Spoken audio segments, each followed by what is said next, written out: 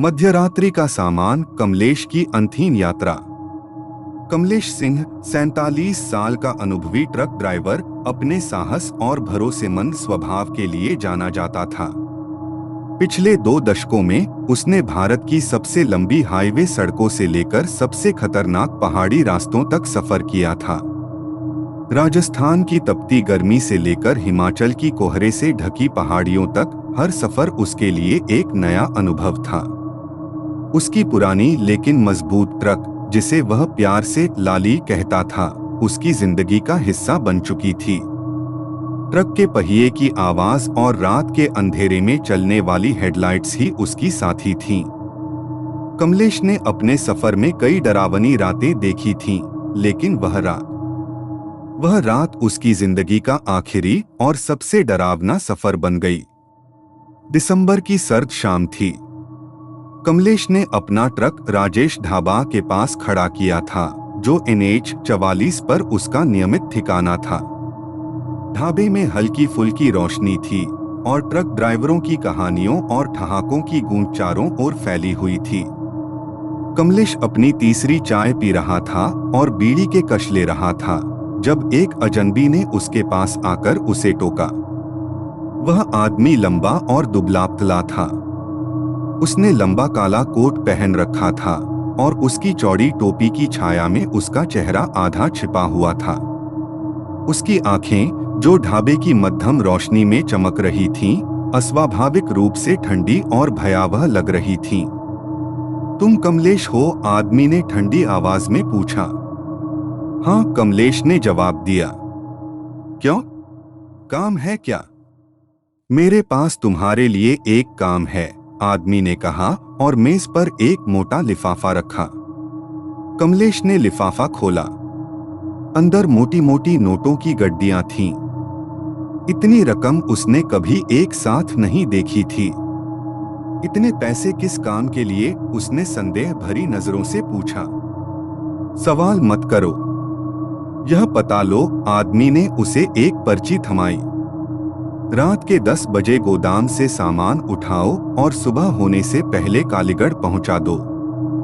ना रुकना, ना देरी करना, और सबसे जरूरी बात, उसने झुककर फुसफुसाते हुए कहा, सामान के बक्से कभी मत खोलना। कमलेश को अजीब लगा। वह कोई नया ड्राइवर नहीं था। उसने हर तरह के काम किए थे, कानूनी और गैरकानूनी दोनों। लेकिन इस काम की रहस्यमय प्रकृति ने उसे परेशान कर दिया। फिर भी पैसों का लालच इतना बड़ा था कि वह मना नहीं कर सका। ठीक है, मैं कर दूंगा, उसने कहा और लिफाफा अपनी जेब में रख लिया। रात के 10 बजे कमलेश दिए गए पते पर पहुंचा। यह एक सुनसान इलाका था। वहां एक पुराना जर्जर गोदाम खड़ा था, जो झाड़ियों और अंधेरे से घिरा हुआ था। गोदाम से सड़ी गली लकड़ी और जंग की गंध आ रही थी। गोदाम के अंदर की हालत और भी डरावनी थी। चारों ओर धूल और जाले लगे हुए थे। बीच में लकड़ी के 6 बड़े बड़े बक्से रखे थे। हर बक्सा लोहे की कीलों और जंजीरों से जकड़ा हुआ था। 3 आदमी, जो अजीब तरह से सफेद और निस्तेज चेहरे वाले थे, बक्सों को ट्रक में लादने लगे। जब आखिरी बक्सा लोड हो रहा था तो कमलेश ने उसमें से आती हल्की खरोंचने की आवाज सुनी। भाई, इनमें क्या है? उसने डरते हुए पूछा। जो कहा गया है बस वही करो, उनमें से एक आदमी ने जवाब दिया। कमलेश ने कुछ और पूछने की हिम्मत नहीं की। बक्से ट्रक में लाद दिए गए और गोदाम के लोगों ने उसे याद दिलाया, गाड़ी मत रोकना और बक्सों को हाथ मत लगाना। रात के करीब 11 बजे कमलेश ने ट्रक स्टार्ट किया और हाईवे पर निकल पड़ा। शुरू में सब सामान्य लग रहा था। सड़क खाली थी और दूर दूर तक कोई गाड़ी या इंसान नजर नहीं आ रहा था। लेकिन जैसे जैसे वह पहाड़ी इलाके की तरफ बढ़ा, माहौल बदलने लगा। हवा में एक अजीब सी ठंडक थी और सड़कें सुनसान और डरावनी लगने लगीं। अचानक ट्रक के अंदर से वही खरोंचने की आवाजें फिर से आने लगीं। इस बार आवाज तेज थी, जैसे कोई बक्सों के अंदर से बाहर निकलने की कोशिश कर रहा हो। कमलेश ने ट्रक के शीशे में पीछे की ओर देखा, लेकिन कुछ नजर नहीं आया। शायद मेरा वहम है, उसने खुद को समझाने की कोशिश की। रात के करीब 1 बजे ट्रक घने जंगलों के बीच बनी संकरी सड़क पर था। चारों ओर अंधेरा था और ट्रक की हेडलाइट्स के अलावा कुछ भी नजर नहीं आ रहा था। तभी ट्रक अचानक झटके के साथ रुक गया। अब क्या हुआ? उसने परेशान होकर कहा।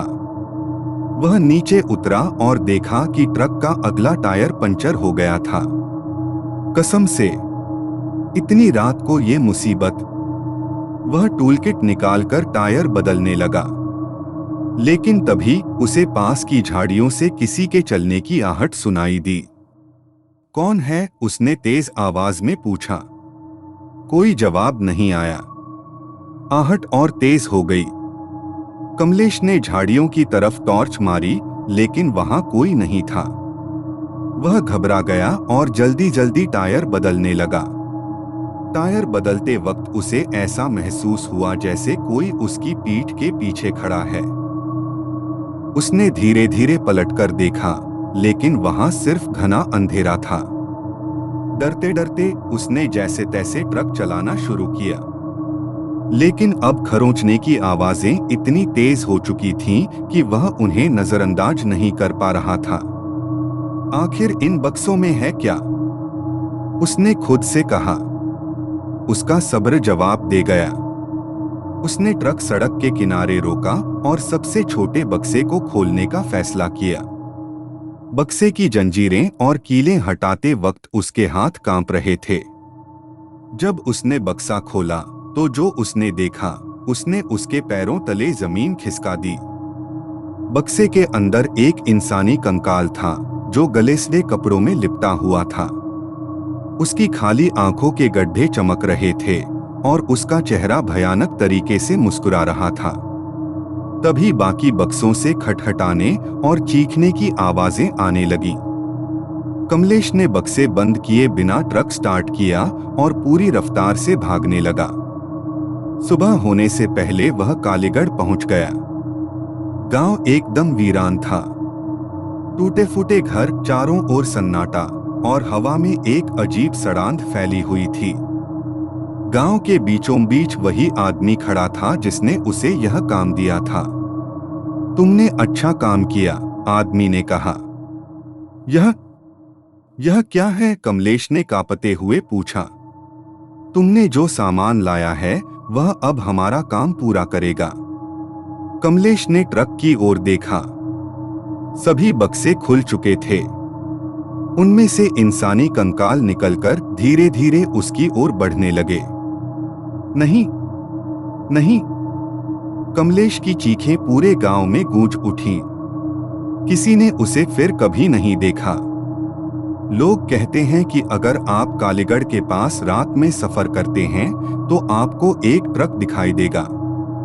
उसकी हेडलाइट्स जल रही होंगी, लेकिन ड्राइवर की सीट खाली होगी।